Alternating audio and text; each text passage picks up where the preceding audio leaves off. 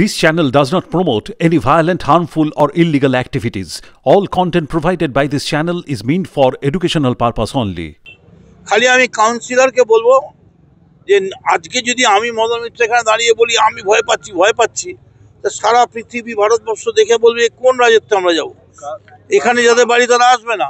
তেমনি কাউন্সিলরকে বলবো যে তুমি দেখো এখানে যাতে 60টা জুয়া বন্ধ হয়, দরকার হলে 60টা জুয়ার টেকে তুমি সামনে নিজে হাত দেবে না, দরকার হলে মিছিল নিয়ে যাব, আমি সঙ্গে থাকবো, আমরা পুলিশকে আঙুল দিয়ে দেখিয়ে দেবো কোথায় কোথায় আছে।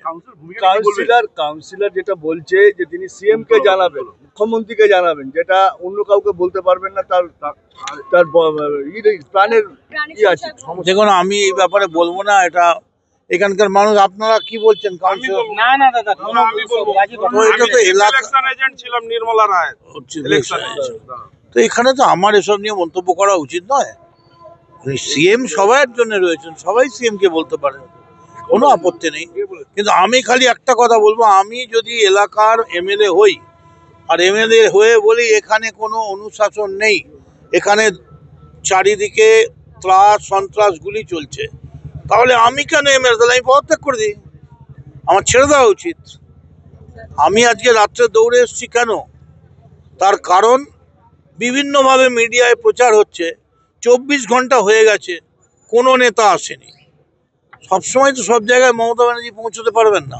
এখন যদি মনে হয় জুয়াশাটা ঠেক হয়েছে, সেটা রাতারাত তো হয়নি, অনেক পুরনো ঘটনা এটা। আর আমি এসে এইসব করিনি, আমি এত নোড়ামি না করি আর না করতে পারবো। কি বিধায়ক আপনার দিকে ছুড়ল?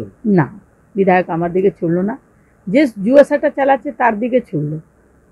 নিশ্চয়ই যারা করছে, কামাহাটি বিধানসভা অনেকগুলো ওয়ার্ডে হচ্ছে এগুলো। আমি নিজে অনুরোধ করছি বিধায়ককে, এগুলো সত্যিই যেন বন্ধ হয়। আর আমি এগিয়ে থাকবো, উনি যখন বলবেন আমার ঝাঁসি রানী লক্ষ্মীবাই টিম নিয়ে আমি এগিয়ে থাকবো। এর আগেও আন্দোলন করেছি, এখনও আমি আন্দোলন করব যে এটা বন্ধ হোক। বিধায়ক আপনাদের, সরকার আপনাদের, প্রশাসন আপনাদের, তাহলে এই যে ঘটনা 7টা জুয়ার ঠেক, এটা তো একদিনে গজে ওঠেনি, এটা অনেক দিনে গো। তাহলে এই কি আপনি কোনো আভাস পাননি?